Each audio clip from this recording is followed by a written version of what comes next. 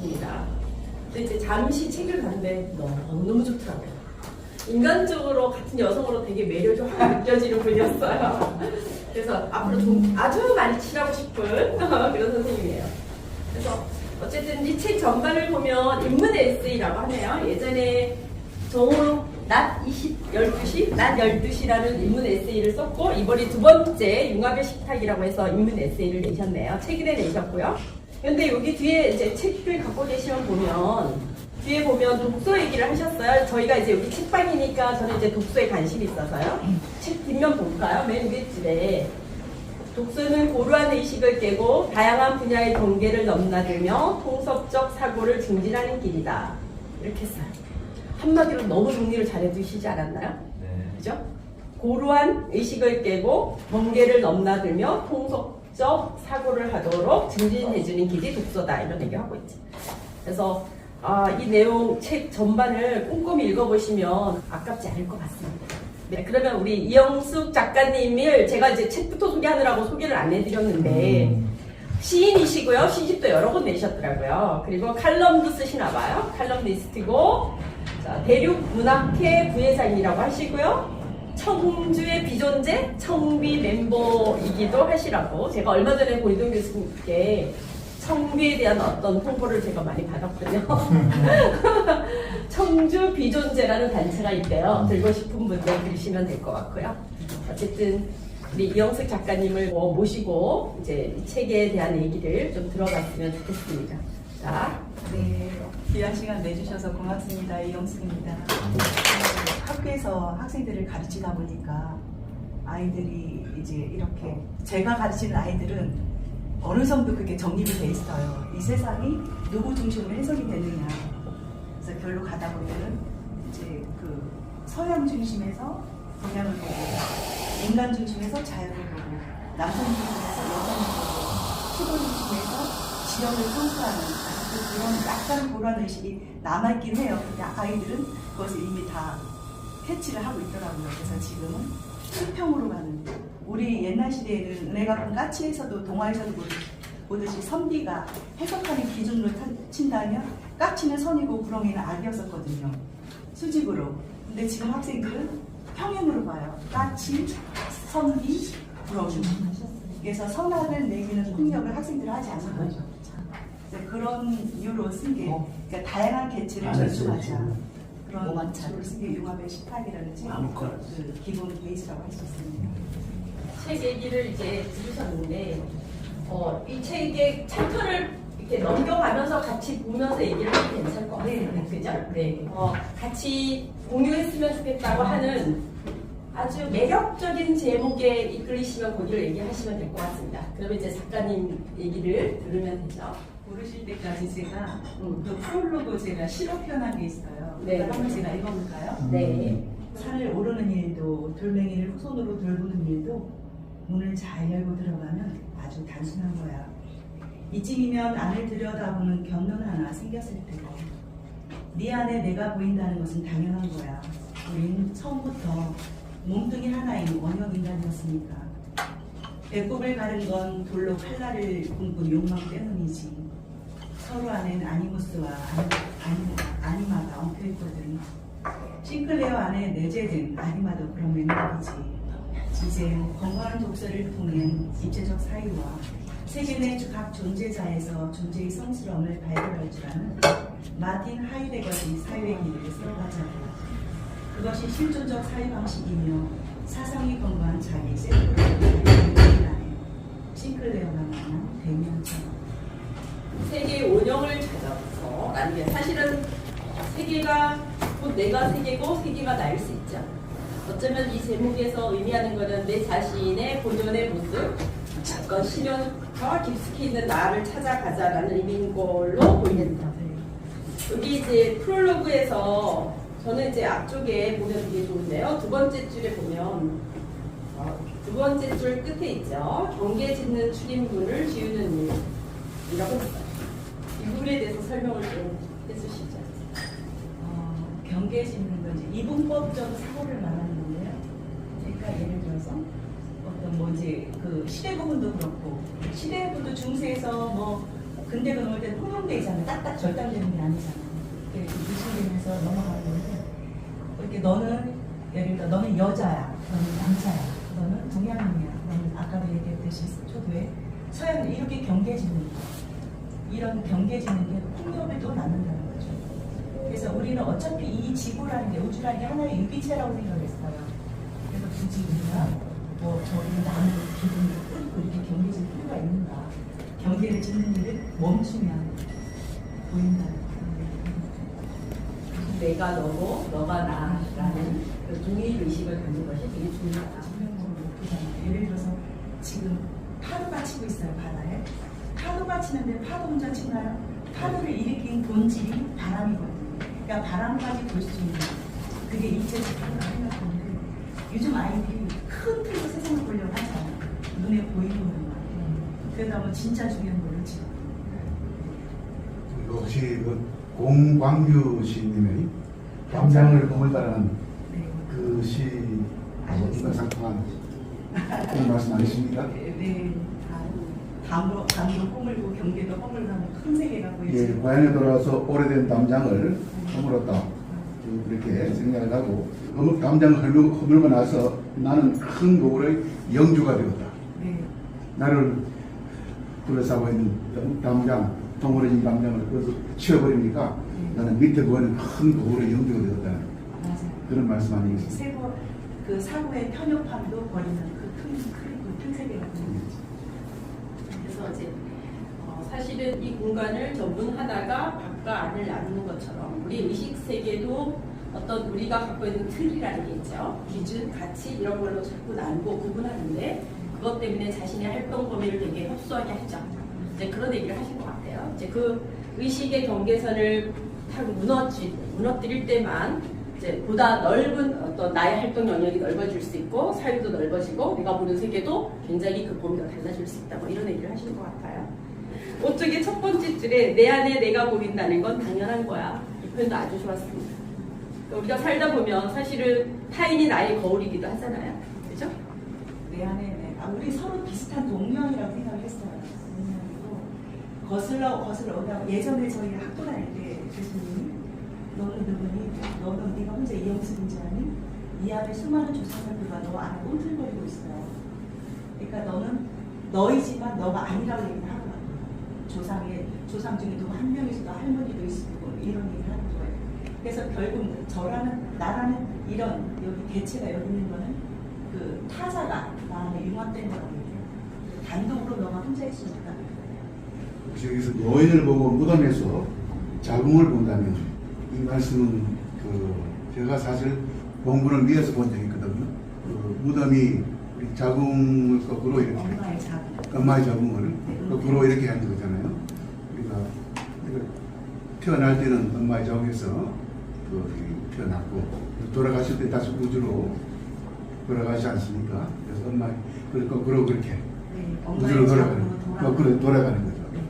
그런 거를 상정을 해서 이렇게 쓰신 겁니까? 예, 맞아요. 그래서 저도 자궁의 형상을 산소의 형상 엄마의 자궁이라 생각해서 어른들이 돌아가셨다 하잖아요. 엄마의 산소, 엄마의 자궁으로 다시 돌아가서 나중에 또 이제 태어난다. 그래서 이제 그 무덤 자체가 또 하나의 어떤 생명이 꿈틀거리는 그런 자궁으로도 보인다는 거죠. 아마 단군 신화에 동물 생각하면 될 것 같아요. 단군 신화에서 왜 곰이 그 황골탈퇴하잖아요. 동물이 죽음이면서도 다시 부활하는 동물이잖아요. 그래서 그런 이중 기제가 있는 건강한 독서를 하는 이유는 입체적 사유와 세계 내 각 존재자에서 존재의 성스러움을 발견하기 위해서다. 그래서 그것을 통해서 사상이 건강한 자기로 자립하는 일이다라고 생각하시나 봐요. 그죠? 그리고 우리가 사실은 먹물들이 책을 낸다고 생각하죠. 책에서 배우는 지혜와 삶에서 배우는 지혜가 좀 다르잖아요. 그래서 이제 대부분의 사람들이 요새 독서를 잘 안 하니까 책 어떤 거 안 읽어도 돼. 내가 더 잘해, 더 잘 알아. 뭐 이런 사람 꽤 많이 있고요. 사실은 그 말도 맞는 것 같긴 해요. 그렇지 않나요? 그 말도 맞는 것 같지만 사실 독서를 하는 이유는 생각거리를 제공받는 것 같아요. 생각거리를 제공받아서 그 생각을 가지고 이제 확장해 가는 거죠. 그리고 뒤쪽에 읽어보니까 예쁜데 어쨌든 균형 잡힌 다양한 사고를 접하면서 다양한 자료를 통해서 균형 잡힌 나로 나아가는 거. 저기 무덤의 자궁을 본다면 우주의 해방 하나 그런 거야. 이것도 잘 뭔 말인지 잘 모르겠고 저는요. 그 다음에 싱클레어가 만난 데미안처럼 이것도 잘 이해가 되겠어요. 좀 설명 좀 해주세요. 이거는 해먹은 제가 장자를 생각했어요. 장자? 장자처럼. 왜 장자가 부인이 죽었는데 장구치고 놀잖아요. 음. 아주 편자약하잖아요. 그러니까 이 자유롭게 이 우주 공간에 앉아서 해먹하나. 그러니까 거리낌이 없다는 거죠. 그 정도 사고를 가진 사람이에요. 그리고 이제 이 싱클레어는 이제 데미안이 곧 싱클레어거든요. 이게 이제 나중에 그 싱클레어가 지금까지 나한테 충고를 해줬던 어떤 자고 이러니까 그 데미안이 사라진 거예요. 그러니까 처음에 어떤 학생은 혹시 그 죽은 거 아니냐 이렇게 하는데 사라진 거는 사라졌는데 이게 이제 내 내면화된 거죠. 근데 여기에서는 그 내가 이 싱클레어는 내가 사회적인 에고예요. 이렇게 사회가 지명하는 페르소나를 쓴 에고. 우리 모두 페르소나를 쓰고 있잖아요. 사실은 건강한 사람은 페르소나 숫자가 굉장히 적거든요. 가면을 덜 쓰죠. 근데 이제 얘는 기독교 집안이 싱클레어는 아버지가 목사고 여기서 굉장히 엄격하게 저기 선과 악의 이분법으로 고착된 집에서 자라요. 밖의 세상은 악이고 안의 세상은 선의 세계. 이런 식으로 자라는데 그 어느 날 자기 안에 이런 무의식을 보는 거예요. 셀프 충동, 막 악해지려고 하는 뭐 크로모랑 같은 대상을 만나서 막 악해지려고 하는 충동을 느껴요. 아, 내 안에 이런 것도 있구나. 이게 완전히 이 안에 선만 있는 게 아니잖아요. 우리 안을 내려다보면 진짜 꿈틀거리는 그림자가 보이잖아요. 그러니까 이 그림자를 보면서 이것도 수용하고 이것도 내 모습이구나. 그래서 만나가면서 건강한 데미안이 되어가는 거죠. 그러니까 그 싱클레어는 사회적 자아라면 데미안은 이렇게 사상이 건강 셀프 그냥. 셀프. 네, 그거예요. 우리 안에는 우리가 딱 제가 여자라서 완전히 여성 기질만 있는 게 아니잖아요. 제 안에는 남성적인 요인도 있어요. 그러니까 아니무스죠, 제 안에는. 남성적인 것이 있고 선생님은 또 아니말에서 선생님 안에는 또 여성적인 어떤 기제도 있고요. 그렇죠? 그게 왔다 갔다 하는데 뭐 여자가 그러면 안 되지, 남자가 이러면 안 되지. 우리가 이런 폭력도 엄청 무서운 거예요. 그 안에 다 두 요소를 갖고 있기 때문에. 네, 그런 의도로 쓰는 겁니다. 이제 선생님들이 궁금하신 거 한번 얘기해 보시죠. 작가님 이제 설명을 해주실 거예요. 네, 저는 16쪽에 보면 세계의 내 존재를 발견하는 길이라고 봅니다. 사실 저는 책을 지금 방금 사서 방금 펼쳐봤기 때문에 이 책에 대한 이해가 아직 잘 안 돼 있지만 이게 한번 처음부터 이렇게 목차를 봤을 때 언뜻 떠오르는 책 한 권이 떠올랐습니다. 그 강신주 교수님의 시읽기의 괴로움, 시읽기의 즐거움. 네, 그거하고 굉장히 그거를 통해서 제가 정말 독서량을 굉장히 한 2권의 책을 통해서 굉장히 많은 독서를 먹었는데 지금 작가님의 이 책도 처음부터 끝까지 읽으면 굉장히 많은 독서량을 확보할 수 있다. 짧은 시간에 이런 느낌을 받았습니다. 그래서 출간을 다시 한번 축하드리고요. 이 내용 자체에서 제가 조금 오늘 좀 얻어가고 싶은 게 있어서 세계의 존재는 하이데거 말이죠. 네. 하이데거가 그 플라톤 같은 경우 세계박 존재. 플라톤은 이 세계박 존재, 이데아의 세계, 그러니까 본질의 세계, 우리가 알고 있는 그러니까 보편의 세계. 그러니까 플라톤 같은 경우는 이 나무가 있으면 나무 밑에 뿌리가 있잖아요. 네. 뿌리라는 거 하나로 다 기별시켜요. 이거에서 너 나왔잖아, 너나. 뿌리 자체가 동일자. 네, 철학용어로 동일자예요. 네. 그러면 그 밖에는 개별자가 많은데 이 개별자들을 동률자로 다 집어넣는 이게 세계박 존재고 하이데거가 강조하는 것은 그 지금 여기 세계 내 존재 여기 저 이데아의 세계 말이에요. 그러면 여기서 말씀하시는 질 들레지의 차이의 반복 거기에서 이야기하는 거하고 같은 맥락으로 봐도 될까요? 네, 질 들레즈는 이렇게 얘기하죠. 질 들레즈는 지금 선생님 저하고 접속하셨어요. 네, 그렇죠? 네, 네. 지금 선생님 접속하면서 저를 전혀 몰랐잖아요. 그죠? 네. 근데 이제 저 이영숙이라는 접속을 통해서 아, 저 사람 시리즈인데 알게 됐잖아요. 의미가 지금 생기셨죠? 네. 새로운 의미가 저에 대한 새로운 의미가 그냥 모르는 사람에서 네. 의미 생성이에요. 그러니까 계속 반복해서 네, 근데 선생님이 계속 또 다음날 저를 또 만나요. 그럼 또 이제 저는 어제의 저가 아니잖아요. 그렇죠. 또 이제 뭐 독서를 통해서든 뭐를 통해서든 저는 또 이미 또 다른 사람이 되고 흔한 말로 헤라클레이토스의 무신천 어제의 무신천이 아니다라는 말처럼 네. 그래서 자꾸만 차이 거기도 무중심이에요. 들레즈도 똑같이 봐야 돼요. 무중심, 탈중심. 그러니까 새롭게 접속하면서 새로운 차이들을 자꾸 이제 발견해 나가는. 그래서 이제 우리 이 책에서 여기 오른쪽 편에 실질적으로 우리는 서로 다르지만 대립하지 않는다는 거거든요. 네. 그러면 주체로서의 나는 작가님이 생각할 때 네. 어떤 삶을 사는 게 좋다고 판단하셨는지. 저는 그거를 제가 어제 학생들한테 얘기를 했어요. 학생들한테 너네들이 생각하는 선이고 악이 뭐냐 어떤 아이가 남을 행복하게 해주면 선이고 남을 불행하게 하면 악이다. 왜 나랑 주체는 어디 가느냐고 물었어요. 그랬을 때는 왜 우리가 남을 위해서 내가 살아야 되니? 우리를 행복하게 하면 애들이 또 바꿔요. 그러면 이제 약간 이제 소크라테스의 삼파술처럼 끌어가요. 수업할 때 우리를 행복하게 하면 선이고, 그러니까 나도 행복하고 너도 행복해야 돼. 근데 나는 행복한데 저 친구는 불행해요. 나는 불행한데 저 친구는 행복. 이것도 안 되거든 둘 다. 우리야 같이 행복할 때 이게 선이라고 하는데. 그런데 그거를 갖다 우리가 밤하늘에서 한번 찾아보자. 뭐가 여기에 된달까? 그럼 스스로 빛나면서 남을 이롭게 하는 거. 저는 달이라고 생각해요. 살아면서도 그릇이 요란하지 않고 다 비추잖아요. 이런 게 사상이 건강한 주체, 건강한 주체로 잘 사는 길이 아닌가. 여국에 어디를 가시는가? 그림자가 묻는다. 나를 찾아가는 길이라니.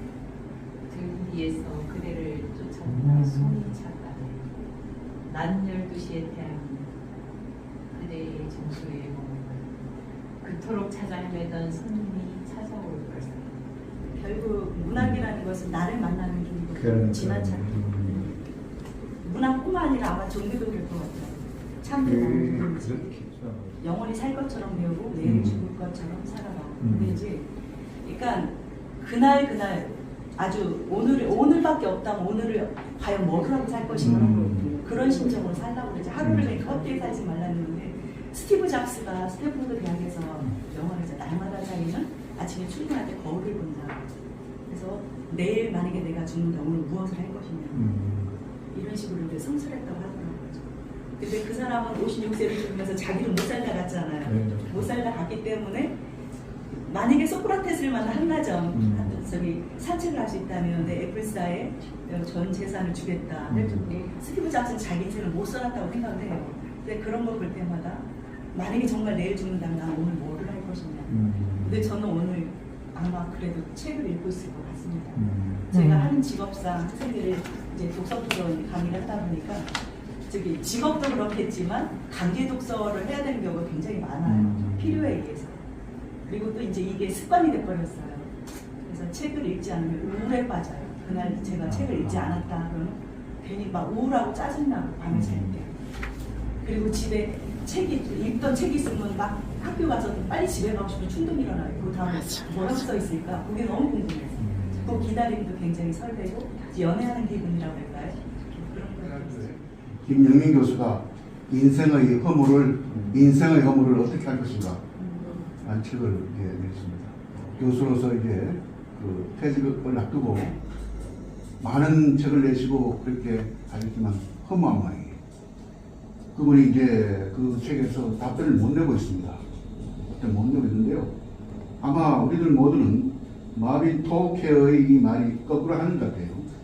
내일 죽을 것처럼 배우고 안 배우는 것처럼 배우고 내일 죽는데 뭐 배울 필요가 있겠습니까? 공부를 안 하는 거예요. 공부를 하겠다고 이제 영원히 살 것처럼 이제 살아가는 그냥 이러다 보니까 남는 건 허무라고 그분이 말씀하셨어요. 그래서 마빈 토케의 이 말씀이 굉장히 깊은 뜻이 있는 것이 아닌가. 우리들의 생명은 누가 담보를 해주겠습니까? 우리에게 있지 않죠. 하루하루가 선물인데요. 하지만 내일 죽을 것처럼 그렇게 사는 것, 하루하루를 감사함으로 사는 것은 정말 중요한 것이고, 그러나 우리가 살아질 때까지 배우면서 사는 그런 삶을 살아가고 마빈 토케는 이야기한 것 같아요. 그래야 우리가 이 시간의 짝으로 우리 허물을 느끼지 않는다라는 라는 말씀이 아닐까요? 허물을 느낀다고 저는 욕망한 만큼 허물을 느끼는 거 아닐까요? 저는 삶을 욕망했기 때문에 허물을 그만큼 비례한다고 생각해요. 그러니까 학생들한테 삶은 왜 짐이 되었는가 박정국 교수님이 그것도 한번 했거든요. 특강으로. 어른들이 들고 있기 때문에 짐이 무겁다는 거죠. 들고 있기 때문에. 굉장히 뭐 이제 가벼운 답인데 엄청 심오한 질문 저기 답이었어요. 삶을 들고 있는데 욕망을 내려놓으면 허무도 비애도 그런 게 오겠느냐 이야기를 하더라고요. 지금 대학생 아이들. 그래서 자본주의 구조의 문제점이 사람을 욕망에 만들고 욕망의 다음은 이제 만족이잖아요. 일단 얻으면 그 다음에 권태가 온다는 거죠. 그 다음에 또 다시 우울이 온다. 그런 패턴으로 계속 돈나갑니다.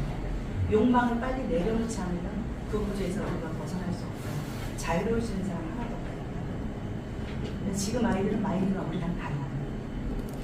네, 우리는 밥상을 짓고 걸음마를 배운 세대라면 걔네는 말 그대로 호모사피엔스예요.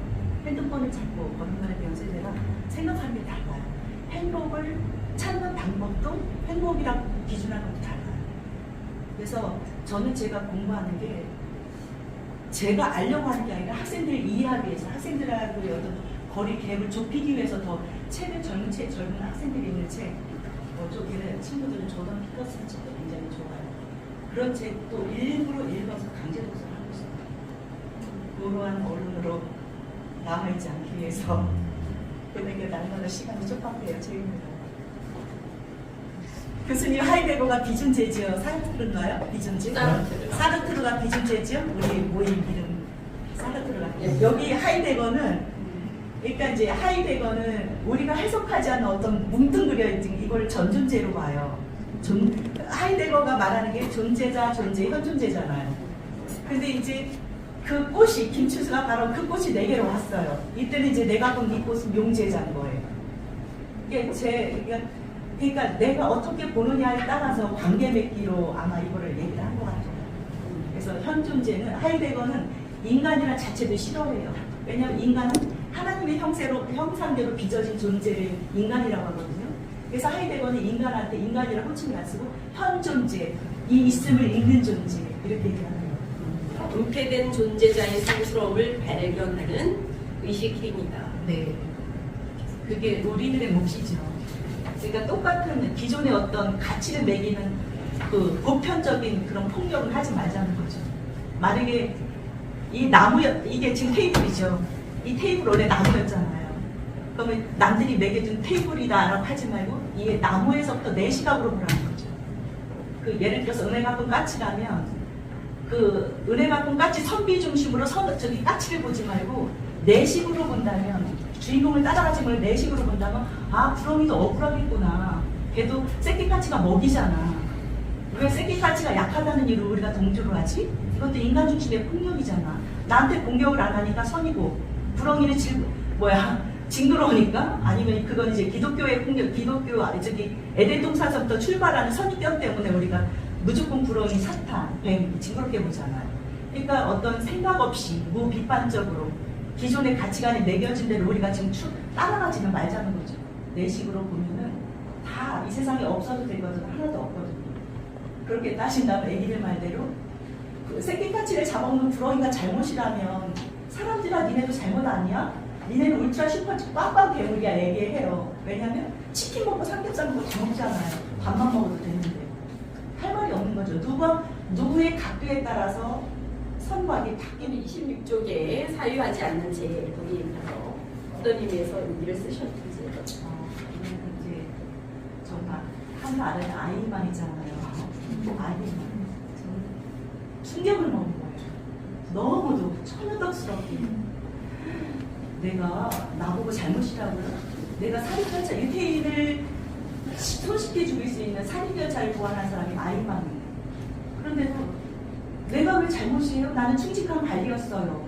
국가에서 시키는 대로 굉장히 효율적으로 살인결자인데 왜 나한테 잘못이에요? 이거에 제가 충격을 먹은 거예요. 아, 일말의 어떤 사람을 죽였다는 어떤 도덕적인 제의식도 갖지 않고 내가 왜 이렇게 사고하지 않는 생각의 무능성, 판단의 무능성 이런 걸 보고 제가 충격을 먹어가지고 적어도 이런 사람이 되지 않으려면 피부나치 수혈 네. 깜짝 놀랐습니다. 피브나치 수혈에서 이제 이것이 토끼의 번식. 그래서 토끼는 사실 1년에 6번 새끼를 낳는 게 맞습니까? 그러니까 암수 한상이 1년에 6번 그렇게 보면 그 손자들 계속해서 보면 233마리 된다고 네. 하는 것이거든요.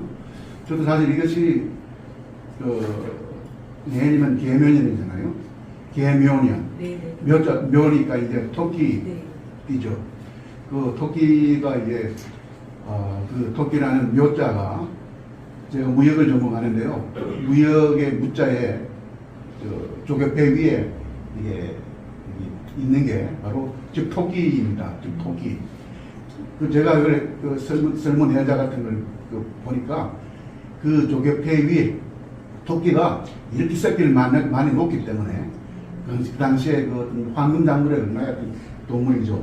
가장 새끼를 많이 놓는 그러한 것으로 뭐야 뭔가 바꿀 수 있는 그러한 것으로 문자가 만들어졌다는 거예요. 무역의 문자가요. 아마 그때 아마 그 우리 조상님들은 이 토끼가 이렇게 번식력이 좋고 그렇게 한다는 거 1년에 6번 새끼를 낳는다는 거. 그래서 아마 그때 어떤 그 조상님들도 아마 이 피보나치 이 원리를 알고 계시지 않느냐 하는 생각입니다. 벌써 한 3000년 전 이야기입니다. 이거를 보니까 피보나치 수요를 이렇게 해서 솔방울, 또이 나선, 또 해바라기, 그죠? 씨앗의 방향, 이것을, 그 정말 풀어주신 것에 대해서 굉장히 저는 생각을 많이 했습니다. 이제 코로나 기간 때 제가 배울 수 있는 게 뭔가 했을 때 저는 또 글을 쓰는 사람이고 해서 아버지 숲해설을 배워야 되겠다, 공부를 해봐야 되겠다 해서 숲해설을 했어요. 그러면서 이제 진짜 이 세상이 우주 만물이 수로되어 있는 거잖아요. 그러니까 그때부터 식물과학을 또 나간 거예요. 거의 농장을 맨날 출근해요. 강의가 없으니까 이제 학교가 폐쇄가 됐습니다. 꽃이고 뭐고 다 구조에 막 부합되는 거예요. 거기에서 깜짝 놀랐어요. 그냥 꽃은 피는 꽃이 없어요. 뭐 1 더하기 이렇게 해서 피부사치 수열이죠. 그 공식이 다 맞는 거예요. 그 신비는 이루 말할 수가 없고. 코스모스 건이 8개. 네. 그거 숫자로 한번 맞춰보세요. 지금 맞춰 그게 다 맞추면 맞아요. 대충 맞습니다. 그러면 충격을 먹는 거예요. 아우 진짜 이런 뭐랄까 세상이 엄청 수로되어 있다는 생각. 그래서 우리 물까지도 정육면체라고 했죠. 불은 정삼면체. 그게 다 숫자로 되어 있어요. 그 구조로. 그래서 불은 정삼면체이기 때문에 이렇게 잘 올라가고. 그게 참 신기하다. 우리 피타고라스에 대해서 다시 한번 생각해요. 지금까지 모든 게 지금 인간 중심이지 않나요? 아까 얘기했듯이 우리 이제 뭐 전래동화도 이제 새로 분석하는 부분들이 참 많아요. 전래동화 은혜 갚은 까치가 아까도 계속 이제 예를 드는데 인간 중심으로 생각했기 때문에 까치는 선이고 구렁이는 악이 된 거죠. 그래서 선비는 새끼까지 살리기 위해서 구렁이를 죽이는 그런 이런 것들 남한의 인간 중심으로 풍요를 가는 게 많죠. 이제 한동안 지금은 이제 저 같은 경우는 자연 속에 인간도 포함되어야 된다고 생각합니다. 인간이 자연의 대척점에 두는 게 아니라 자연 안에 포함되어야 된다. 전병호 씨의 낙엽상이라는 네, 마지막입니다. 예. 그리고 쓸어도 또 낙엽이 떨어지는데 아기 스님이 절마당을 쓰고 또 쓴다. 또 떨어지는데 왜 쓸어요? 깨끗한 땅에 낙엽이 떨어지라고. 깨끗한 땅이 떨어지라. 이것도 좀 저에게는 상당히 충격적인 것이 있습니다. 네. 아름답게 잘 표현할 수 있습니다. 철학의 역사, 인간의 역사는 저는 각도의 역사라고 생각합니다. 혹시 태양이 가장 가까울 때는 어느 계절이라고 생각하시나요? 태양. 겨울. 네, 겨울이. 겨울이요. 네. 단지 그 여름에는 태양이 우리 이제 자전할 때 이렇게 살짝 틀어질 때 수직으로 쏘기 때문에 그렇다고 얘기합니다. 각도라는 거죠, 각도. 해석의 역사인데 우리는 지금까지 이런 뭐랄까요 인간 중심으로 해석하니까 그렇게 나온 거예요. 그런 식으로 풀어가는 거예요. 근데 여기는 낙엽 중심으로 다시 보는 거죠. 각도를 바꾼 거죠. 그러니까 낙엽이 왜 쓰러였으니 깨끗한 땅에 낙엽이 또 떨어지라고요. 이게 나오는 거예요. 새롭게 보게 해야 될 거예요. 이미 누군가가 했던 길을 그대로 따라가면 이제 글쓰기는 저는 아니라고 생각해요. 새롭게 새로운 각도에서 뒤집어서 다시 영으로 보는 그런 논의죠. 그렇게 하면 맨날 혼난대요, 조직에서는. 혼자서 다른 각도로 보면. 조직 생활은 힘들죠. 제가 학생들한테 수업할 때 깨끗한 땅에 떨어지라고를 가려버렸어요. 그리고 여러분들이 채워보시라고. 얘들 깜짝 놀래요. 우와 대박 그러더라고요. 우리나라 국어 수업이 새로 정말로 바뀌어야 된다는 생각이 심각한 상태예요. 그죠? 사회를 즐기는 수업을 하고 있잖아요. 독서 수업처럼 하셔야 돼요. 81쪽에 분자는 큰 그림을 그린다. 이 주제를 생각하면 저는 닥터 노먼 베슨이 생각이 납니다. 소의 치병, 중의 치인, 대의 치국이라고 하는 말이거든요. 뭐 그런 의미로서의 닥터 노먼 베슨은 정말 위대한 분이라고 생각을 하는데요. 의사이지만 국가를 위해서 활동했다는 얘기죠. 독서 모임에 가야지 비로소 소통이 되고 제가 살아있다는 생각이 들어요. 아니 이제 그런 쪽이 아닌 친구들하고는 대화가 안 돼요. 저는 안 돼가지고 다 듣다가 돌고 그냥 나왔어요. 왜 사는지, 무엇 때문에 사는지에 대한 질문을 포기하지 마라. 태적 공간과 잉여 인간, 여기가 되게 궁금했어요. 제목이 너무 좋아서. 오은재 교수님의 태적 공간과 잉여 인간. 그 오은재 지금은 우리 태적 공간이 아마 옛날에는 중앙공원이었죠. 중앙공원이 노인들이 퇴직한 노인들이 거기 담은 태적 공간, 태적 공간이라고 표현했더라고요. 근데 지금 이제 서울에는 뭐 저기 뭐 파고다공원 뭐 이런 식으로 태적 공간이라는 게 하면서 여기 이제 오은재 교수님이 이렇게 우리를 항상 우리가 살아있을 때는 우리가 현직에 있을 때는 생산의 부품으로를 보더니 이제는 우리를 한 퇴적된 층으로 보는구나. 근데 제가 저번에 책을 빌어봤다 깜짝 놀랐어요.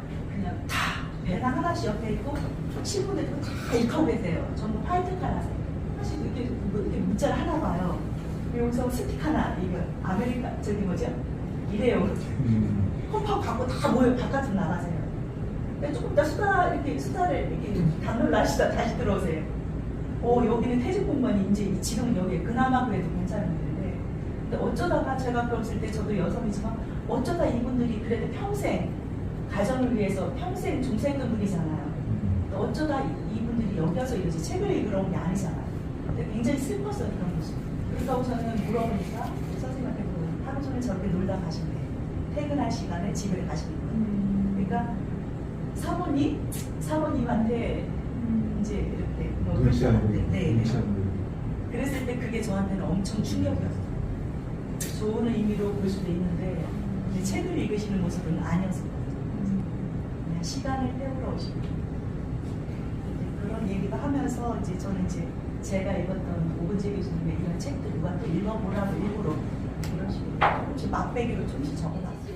시집, 거기서에서 삶을 풍요롭게 하는 글쓰기라는 주제로 인문학 독서 강의를 한 적이 있다. 이거는 이제 한 교회에서 제가 다니는 한 교회가 그 노인대학에 있었어요. 그래서 한 200명을 모시고서는 이제 삶을 풍요롭게 하는 글쓰기라는 주제로 이제 2시간 출강을 했었어요. 그런데 이제 거기 관계자분이 실망하지 마시라. 이제 노인들은 일어났다 죽는 안방일 것이다. 근데 한 명도 그런 분이 없었어요. 그래서 제가 오히려 거꾸로 놀랐고, 그때 제가 내 인생에 만약에 제가 살아오신 이력을 식물로 표현한다면 어떤 거고 동물로 표현한다면 어떤 모양일 것 같으냐고 이제 여쭤봤어요. 거기 충격을 보니 식물로는 질경이 민들레 하고 동물이나 곤충으로는 개미, 하면서 캥거루라고 해요. 캥거루. 캥거루 주머니가 있는 캥거루라고. 아직도 내 아들이 마음인데 집에서 나가지 않고 있다. 그래서 제가 웃으면서 어머니 그 캥거루 주머니 꼬매보세요. 오늘부터는 못 들어오게 그랬거든요. 이제 글 한 편 써보라니까 그 전에 늘 우울한 생각을 했던 거예요. 생각해보니까 내가 힘든 게 너무 많네. 나이 이렇게 살아있잖아. 살아있어서 선생님 강의를 듣고 있잖아. 그리고 약해지지만 시바타도요는 다시죠. 네, 일본인 할머니인데 95세에 첫 시집을 내요. 시바타, 약해지지마라는 그 시집을 냈는데 굉장히 단순해요. 나 외롭지 않아. 아침이면 햇살이 노크르래. 햇살이 녹는데요. 들어와서 햇살하고 수다 떠는 거예요.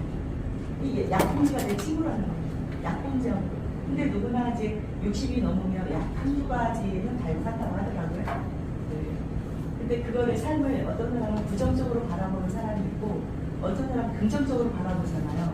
근데 할머니들한테는 늘 삶이 부정적으로 누군가가 옆에서 교훈을 했는지 아니면 네거티브식으로 그런 강의를 계속 받아왔는지 몰라도 그게 너무 충격이었어요. 충분히 행복할 수 있는 조건인데도 계속 부정적으로 말씀하세요. 근데 그걸 그때 깨치는 시간이었던 것 같아요. 그래서 이제 정말 이게 커피가 아직도 많이 남았구나 이런 게 그때 할머니들 하면서 이제 글을 써가지고 나 부동산도 다녀왔는데 이제 내가 건강해졌잖아. 그때 한 줄씩 쓰는 시간이 굉장히 좋았어요. 그래서 결국 그 인생을 바라보는 펜과 브랜을 규정짓는 그런 저기는 키는 내 안에 있는 것 같아요. 내 의식에. 제발 약선전만 하지 말고 우리한테도 이런 수업을 해요. 그래서 저는 그때 또 하나 우리가 노인들을 또 소외시키고 있구나 생각했어요. 노인은 글쓰기하고 멀 것이다. 문학하고 멀 것이라는 생각. 그래서 우리를 소외시키지 말라고 하는. 우체 권력은 여기서는 좋게 말하는 거예요. 우체 권력. 근데 저는 그때 제가 사실은 텔레비전을 잘 안 봐요. 볼 시간이 없어요, 사실은. 우리 학생들이 졸업하면서 가면서 선생님 꽃길만 걸으세요 그랬을 때 저는 그때 꽃길만 걸으세요 유행어가 있는지도 몰랐어요. 선생님 꽃길만 걸으세요 근데 그 말이 너무 충격을 먹은 거예요, 지금. 꽃길만 걸으라니? 그랬더니 어떻게 그런 표현을 하니? 네, 이렇게 했는데 근데 꽃이 지닌 그래 그 자체가 행복하잖아요. 꽃길만 걸으면. 꽃이 지닌 권력. 이거는 이제 권력이라는 의미는 거의 다 우리가 이제 부정적으로 쓰이는데 여기서는 제가 이제 긍정적으로. 네, 꽃 하면 행복하잖아요. 좋은 뜻을만 생각하는 네. 거죠. 네, 선생님 예쁘게 사세요. 뭐 예쁜 일과. 북쪽에 보수와 진보 사이니까요. 약간 시사적이지 않을까 싶어서요. 네. 제 후배가 있는데 그 후배랑 사막의 얘기를 갖다가 쓴 거예요. 그 보수하고 진보의 경제 개념으로의 보수, 정치 개념의 보수 진보를 물어보더라고. 제가 정치 쪽을 잘 몰라요. 그래서 그게 이제 너무 쇼킹해서 잘 모르겠을 줄에는 생각이 안 나는데 그래서 썼던 것 같아요. 그래서 이 친구가 언니는 달걀과 닭과 달걀 중에서 뭐가 먼저냐고 이렇게 묻잖아요. 너는 뭐가 문제냐고. 제가 거꾸로 받았어요. 너는 뭐가 문제냐고. 그리고 그 공은 의감이잖아요. 닭이 먼저라고 하면 닭은 어디서 나왔느냐. 달걀이라고. 그럼 달걀이 먼저 달걀이 어디서 나왔느냐. 닭이라고 이렇게 하면서 웃으면서 왔거든요. 우리가 사는 우리 세상의 어떤 이런 일면들도 그런 부분이 있지 않느냐. 근데 우리는 자꾸 지가 먼저, 닭이 먼저, 알이 먼저 이렇게 싸우지 않느냐. 사장 5장은 좀 쉬었다 할까요? 네. 잠깐 10분 정도